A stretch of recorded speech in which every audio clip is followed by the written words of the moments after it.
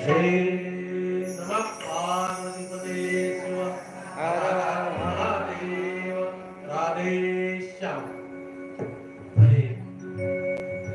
आदिशक्ती आणि माता दक्ष प्रजापती समोर प्रकट झालेले आहेत।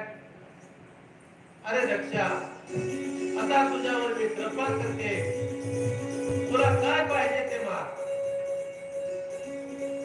आणि दक्ष प्रजापतीनं विनंतीपूर्वक नमस्कार केलेला आहे। आईसाहेबांची पाद्यपूजा केलेली आहे। काय तुझं प्रति मला काही नको माते, काय कर तूच माझ्या इथं जसं यशोदेच्या घरी भगवान कृष्ण परमात्मा अवतरले,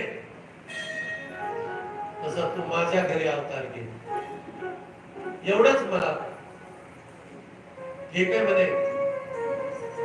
मी अवतार घेते, तुझ्या इथं जन्म रूपानं प्रकट होते, पण एक ती म्हणजे कोणती आहे साहेब? ज्या दिवशी माझा तू अपमान करशील त्या दिवशी मी तुला सोडून जाईल।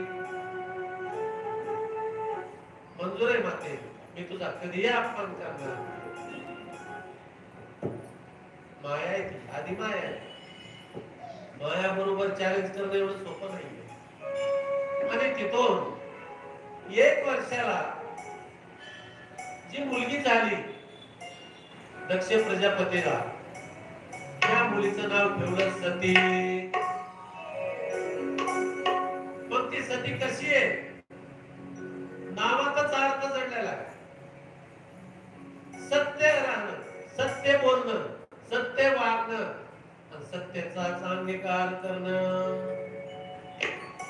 म्हणून देवाला म्हणले सत्य तू, सत्य तू, सत्य तू। अशी सती आहे, तिला खोटं कुठलं जमत नाहीये। मग सतीनं काय करावं? तिचा नियम काय होता? रोज महादेवाच्या मंदिरात यायचं आणि भगवान शंकराची महादेवाची सेवा करायची, जप करायचा, साधना करायची, स्तोत्र मंत्र, महादेवाचे अभंग, भावगीत, भक्तिगीत म्हणायची।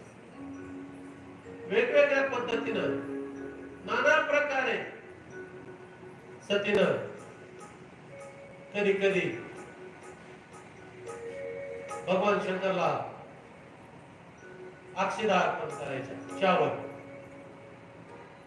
का तर मी ज्या घरी जन्म घेतला, माझ्या वडिलांच्या घरी धन प्राप्ती व्हावी, धन कमी पडू नये। मग त्या सतीनं अक्षदा व्हायचा भगवान शंकराला। अक्षदा व्हायला काय होतं? धनाची प्राप्ती होती। मग कधी कधी काळे तीळ व्हायचे भगवान शंकराला, कुणी सतीनं काळे तीळ भगवंताला शंकराला जर अर्पण केले असे मोठे धरून शिवार्पणमस्तु, त्याने काय होतं? उद्योगात विजय।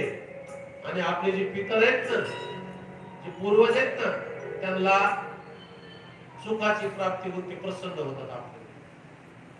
कधी कधी गहू, असे मुठभर गहू घ्यायचे, भगवान शंकराला अर्पण करायचे।